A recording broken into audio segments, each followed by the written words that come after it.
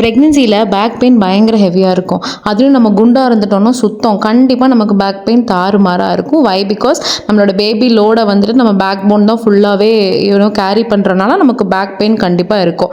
So இந்த வீடியோவில் நான் என்னென்னலாம் பண்ணி ஏன் பேக் பெயினை ரெடியூஸ் பண்ணேங்கிறத நான் உங்ககிட்ட ஷேர் பண்ணிக்க போகிறேன். மொதல் விஷயம் pregnancy pelvic tilts. Oh my God, அது வந்து எனக்கு அவ்வளோ ஹெல்ப்ஃபுல்லாக இருக்குது.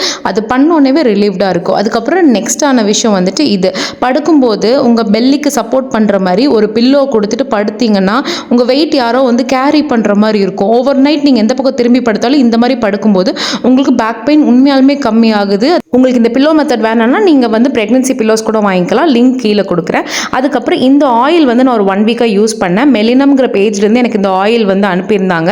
இது chemical free oil, safe to use in our pregnancy and also it helps is reduce the back pain. எனக்கு மற்ற விஷயம் இந்த பில்லோ யூஸ் பண்ணுறது அந்த மாதிரி சில விஷயங்களோட கம்பைன் பண்ணி பண்ணும்போது எனக்கு கண்டிப்பாக பேக் பெயின் ரெடியூஸ் ஆகும். வேறு எப்படியாவது பேக் பெயின் கம்மி பண்ண உங்களுக்கு ஏதாவது டிப்ஸ் தெரிஞ்சால் மறக்காமல் கீழே கமெண்ட் பண்ணுங்கள். அப்புறம் ப்ரெக்னென்சி ரிலேட்டட் வீடியோஸ்க்கு இந்த பேஜை ஃபாலோ பண்ணிக்கோங்க. பாய்.